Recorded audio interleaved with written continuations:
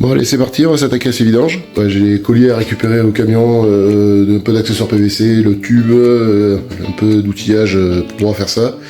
On va commencer à tracer l'emplacement des éléments. Ensuite on va mettre le laser derrière pour avoir notre niveau de sol fini. Et avant je voulais te montrer un petit truc, tu vois dans la salle de bain. J'ai fait un système pour éviter que les tuyaux m'embêtent quand je plaque, tu vois, c'est ça là, c'est les bouts de fil électriques qui dépassent, tu vois. Et du coup ça me plaque les tuyaux et ça me les tient et ça évite qu'ils aillent se promener là où ils ont pas envie, si tu veux, pour te faire un schéma pour que tu comprennes. Tu vois, regarde, ça c'est la peau intérieure, donc c'est ce côté. Et après j'ai mon rail, tu vois, qui vient là. Voilà, j'ai mes rails. Comme ça. Et si tu veux, quand je passe mon tuyau, tu vois, en partie haute, là, ici, quand tu le passes, il a tendance à recourber et à faire ça, en fait. Tu vois, et quand tu viens plaquer, de l'autre côté, ben, le tuyau, il te fait une surépaisseur et il t'embête un peu. Donc, ce que je fais, ben, tu vois, je le fais ça, je viens le faire plaquer contre le mur, et là, je lui mets une attache. Tu vois, comme ça, il reste bien plaqué ici, et il m'embête pas pour mettre ma plaque, et puis comme ça, il a pas tendance à aller se mettre ici, et après, si je mets une vis, tu vois, le tuyau est... clac, percé, une grosse fuite. Donc je me fais des petites attaches comme ça. Comme ça, tu vois, il va pas se trimballer dans les rails ou comme ça. Et il tient nickel. Et après, d'ailleurs, on va les enlever ensemble. Donc, tu vois, je prends la pince, comme ça. Clac, je coupe et j'enlève ça. Voilà. Et après, quand je fais mes bornes, et bien, un pet d'enduit de rebouchage, terminé, ça se voit plus. Mais en attendant, pendant que je travaillais, que je faisais la plâtrerie, il me gênait pas comme ça. On va tracer tous les éléments sanitaires, l'emplacement des évacuations. On perce, on fait les repérages pour mettre les colliers, et en avant gagnant.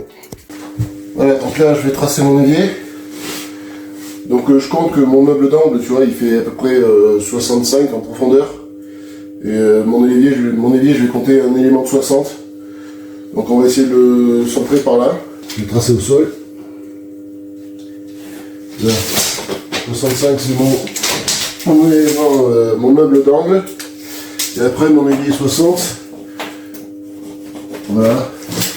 Donc après je l'avais fait mesurer, tu vois, avant pour sortir le tuyau ici et mettre ma platine d'encastrement. Mais je vais pas sortir la vidange ici parce que sinon ça va passer devant les tuyaux et ça va être un peu la galère. Donc je pense que je vais la sortir un peu sur le côté ici. Donc on va partir ici je pense. Voilà, donc je suis toujours dans mon caisson, dans mon meuble de 60. Donc ça va aller très bien. Un petit coup de niveau. Voilà, donc là c'est mon évac. C'est mon emplacement pour l'évacuation de l'évier. Voilà, donc je vais aller... on va aller derrière, histoire de se mesurer pour la symétrie et tout ça, pour pouvoir faire le percement. Parce que si je perce trop bas, ben, j'aurai pas la pente, je serai en contre-pente, ça va pas marcher. Si je perce trop haut, je serai en dehors du plancher carrément, ça ira pas non plus. Je vais me prendre la cote que j'ai prise ici, et je me la reporte derrière, comme ça, quand je perce, je suis nickel. Je suis à 106,5. Allez, c'est parti, on va derrière. Donc on m'a dit 106,5 depuis l'angle. Ah bah génial, ça tombe, tu vois. Il a fait de venir mesurer derrière parce que je tombe quasiment dans les tuyaux. Est-ce que je laisse comme ça? Je vais voir si je peux décaler un petit peu vers là pour m'arranger. Ouais, c'est bon, je peux décaler de 5 cm, ça pose pas de problème. Donc au lieu de 106, on va mettre 101,5. Voilà, et comme ça je tombe pas dans... Je tombe pas dans mon évacuation de lavabo, c'est impeccable comme ça. Donc là tu vois j'ai mis le laser, ça me donne la hauteur de mon sol fini. Donc ici je mesure ma cote de ma vidange. Ma vidange là à l'heure actuelle elle est 7 en dessous du laser. Donc si je veux de la pente, je vais partir sur grosso modo 1 cm par mètre. Donc là j'ai 1,40 m à faire, plus 1 mètre. Donc ça fait 2,40 m, donc il faut que je sois 2,5 plus haut ici. Donc là j'étais à 7, donc 2,5 plus haut, il faut que je sois à 4,5 là dessous. C'est ça, 4,5, je me trompe pas, non 7, je descends de fait 5, et 1,5, ouais c'est ça, 4,5. Donc 4,5 101, je passe, je me reporte ma cote en bas. Et un petit trou, mon évac est en 40, donc j'ai pris une cycloche là. C'est quoi, celui 51. Comme ça me permettra de passer l'emboîtement femelle des accessoires PVC dans le trou directement. Allez, c'est parti, on perce. Alors le trou c'est pareil à traverser, je vais la faire remonter légèrement, comme ça, j'aurai de la pente également dans la traversée de la cloison. T'as vu, elles sont bien ces cycloches là, c'est interchangeable. T'as rien à démonter, tu déclipses sa cycloche hein, et pour l'emboîter, voilà, pareil, crac, ça y est, c'est emboîté. Moi tu peux changer tes diamètres comme ça, c'est facile, ça va vite. Qu'avant c'était le système à visser là, tu sais, c'était un peu galère. Donc là on est là. Alors mon meuble vasque, lui, la vidange, je peux la sortir dans l'axe de mes tuyauteries, parce que mes tuyauteries je les ai mis plus hautes. Je les ai mis à grosso modo à 60 de mon sol fini et mon évacuation va sortir à 55, donc je serai en dessous, ça me gênera pas. Et puis après là-bas j'ai mon lave-linge, donc c'est pareil, on va tracer tout ça. Ouais, je vais laisser 61 pour la machine. Et de toute façon, je pense que l'évacuation du lave-linge, je vais sortir dans l'emplacement du lavabo. Parce que si après, si tu veux reculer ta machine à fond et que tu as les vagues derrière, et du coup, tu perds 4 cm rapidement, quoi. Et ça me fait penser que j'ai fait une bêtise, j'ai sorti mon tuyau de lave-linge. Et derrière le lave-linge, du coup, ça va pas aller parce que je pourrais pas reculer mon lave-linge, tu vois, donc... mon lavabo il s'arrête là lui, mon emplacement de lavabo, donc là je suis derrière le lave-linge ici. Donc ce que je vais faire un trou par côté ici et ramener mon tuyau là pour que je puisse reculer mon lave-linge complètement. Alors j'ai de la chance, j'ai pas un montant qui passe entre les deux trous là, parce que sinon ça aurait été bien galère.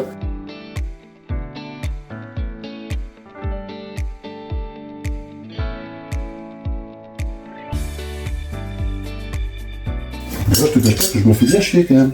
A few moments later. Voilà. Voilà la bête. Impeccable. On va finir de tracer ça quand même. Donc là, mon évac de lavabo, la tête de niveau. Mais juste à côté, je vais tracer mon lave-linge. Alors là, on s'en fout, il n'y a pas de code précise. L'important, c'est que les attentes soient sous l'emplacement du lavabo, quoi. Voilà, je vais tracer ma pente pour mon évacuation, comme ça au moins ça sera fait, tu vois. Donc je me mets à l'axe du trou que je vais me percer. Ce que je fais pour me faire les pentes, tu vois, je mets là sur mon niveau, tu vois, je mets la bulle qui touche le trait, quoi, et ça me fait une belle pente, quoi, à peu près 1 cm par mètre. Tu vois, les vagues, elles vont être quand même proches enfin, elle va vraiment être sous le plancher, quoi, donc j'avais pas trop de marge d'erreur, hein. Donc tu vois, là du coup j'aurais ma remontée pour le lavabo, ma remontée pour le lave-linge, ici on mettra un T, je pense, avec un bouchon, pour si jamais il y a un problème, qu'on puisse passer un petit furet ou quelque chose et voir ce qui se passe.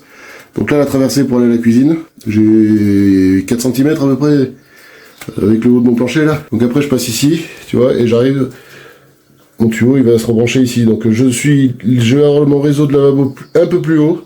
C'est volontaire parce que du coup, je voulais pas que le lavabo soit repris directement sur la douche. Je pense que je vais faire deux tuyaux et je vais carrément laisser une attente, je pense. Un T ici pour prendre ma douche toute seule, parce que si jamais tu vois le lavabo vient à se boucher à cause des cheveux ou la graisse par la cuisine ou comme ça, je veux pas que tout se bouche en même temps, donc je vais dissocier la douche du reste. Donc je positionne mon Y, on va le mettre juste après le collier, parce que la bombe va être par là à peu près.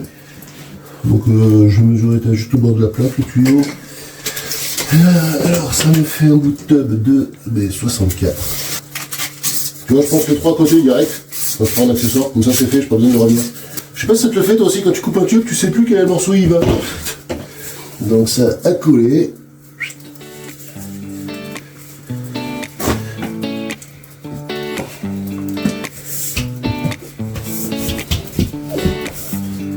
Voilà.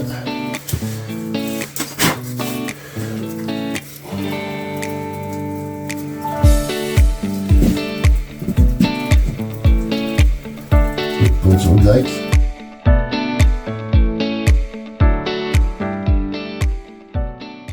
Donc ensuite on va mettre un coude. Je positionne mon coude, je trace ma longueur. Couper le PVC, tu vois, j'utilise ça. Ça va bien ça. Alors je sais pas le nom de l'outil, moi j'appelle ça une passe clic-clac parce qu'elle fait clic-clac. Donc l'attente pour ma douche c'est fait. Maintenant je vais mesurer pour le T, pour l'évier.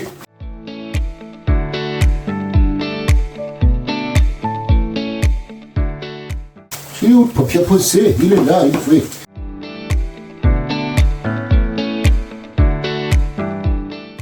Alors, le T pour le lavabo. Là, il aurait fallu un mâle femelle, mais j'ai pas ça, donc tant pis, je vais mettre un petit bout de tuyau, ce sera légèrement désaxé, mais ce sera pas bien gênant. Donc un emboîtage mesure 3, donc 6.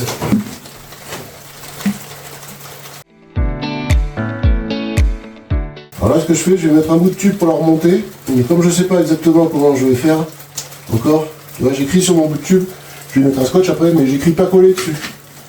Comme ça, je sais que à cet endroit-là, je sais que mon tube il est pas collé. Parce que je sais pas si le plancher va me gêner, enfin si tu vas me gêner pour faire le plancher ou quoi. Tu vois, si je dois faire un trou à la scie cloche ou si je fais une encoche, je sais pas encore. Bon voilà, notre réseau d'évac est fait, donc tu vois on est parti de là-bas.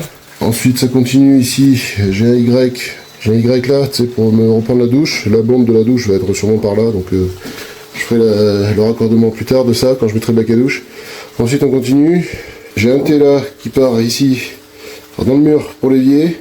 Et là du coup je me suis arrêté ici. Là j'ai fait ma remontée pour le lavabo, et dessus ma remontée je mettrai un T, je prendrai le lave-linge parce que j'ai peur d'être trop loin après. Donc du coup je me suis arrêté là, et avec un petit bouchon ici pour venir visiter si jamais il y a quelque chose ou quoi. Si ça se bouche à cause de... des cheveux, ou après là ici de la graisse ou comme ça, je pourrais tringler si jamais il y a un problème. Voilà, donc on passe de l'autre côté pour faire l'évier maintenant. Donc on est côté cuisine, donc tu vois mon tube il est juste là, je pousse un peu la ligne de verre. On attend pour la cuisine juste là, et il faut que j'arrive à remonter au niveau de mon trait qui est là. Donc pareil, on pose les colliers, tout ça. Histoire de prendre la mesure, faut pas oublier l'écartement du collier. Hein. Là, comme je t'ai dit, je sais pas si je vais mettre un lave-vaisselle, mais je vais quand même mettre la tente. Donc les siphons de lave-vaisselle, je me débrouille pour que... Enfin, lave-vaisselle, lave-linge, tout ça. Je me débrouille pour que le haut du siphon soit à 60 cm. Et je sais d'expérience que pour avoir le haut du siphon à 60 cm, il faut que j'ai la sortie de montée qui soit à 30 cm du sol fini. Réagrage, natte, carrelage, donc je vais remonter à peu près de 2-3 cm. Donc je vais mettre montée à 33, ici. Je trace ça parce que comme ça en dessous, je vais pouvoir me mettre un collier. Pour me tenir ma remontée, et après je vais laisser en attente comme ça. Je préfère laisser le thé en attente directement, parce que comme ça, ça me permet de mesurer, d'avoir le tube d'une traite, si tu veux, quand je vais brancher mon évier. Ici, parce que comme je connais pas la hauteur je sais pas ce que je vais mettre encore comme évier, et comme je connais pas la hauteur du siphon, tu vois, au lieu de laisser un bout de tube, de recouper ce bout de tube qui va m'embêter et tout pour enduire, faire ce que j'ai à faire, ou que de le couper trop court et de mettre un raccord, tu vois, je préfère le laisser monter en attente. Alors je m'embête un petit peu parce que c'est au fond du placard, tout ça, mais bon, ça, j'ai pris l'habitude de faire comme ça va bien. Alors pareil, petite technique, tu vois, parce que là je vais partir à 45 degrés. Je me présente un coup pour l'instant, parce que comme je connais pas la distance, s'il faut ça va aller comme ça, hein. Et comme je connais pas la distance, tu vois, et moi je m'oriente le coude correctement, j'ai le bon angle direct. Et là tu vois, donc c'est pas mal, je suis légèrement désaxé, tu vois, j'ai mon axe en fait il est 1 cm plus loin, mais bon c'est pas bien méchant. Tu vois, donc je vais mettre un collier par là, parce que faire remonter, que je tombe pas dans l'emboîtage. La montée par là, je vais mettre un collier ici là. Voilà, ça me désaxe par rapport à ce que j'ai calculé d'1 cm. C'est pas gênant quoi. Faites pousser puis un tuyau.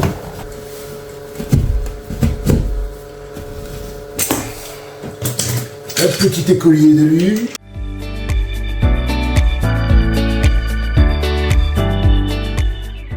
Voir, peut-être que ma chute de tube va aller. Eh ben tu vois, pile poil. Fais passer les chutes. Mon père te dirait, les chutes, je les paye aussi cher que la longueur entière. Hop.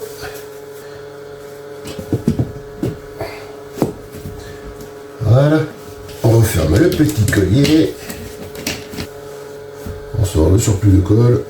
Ouais, j'en ai plein les doigts après. Et alors, c'est mes doigts. Comme ça, j'ai mon attente. Tu vois, ici, je mettrai mon siphon de machine à laver. Et là, j'ai mon départ pour l'évier. Donc, je vais mettre des bouts de scotch pour éviter que des débris ne rentrent dedans. Donc voilà, ça donne ça. Là, et puis dans la salle de bain, je te mets un peu de lumière. Putain, la poussière qui vole, c'est dingue. J'espère que cette petite séance plomberie vous a plu. Et n'hésitez pas à mettre un petit pouce bleu, à vous abonner, partager tout ça, et puis laisser des petits commentaires.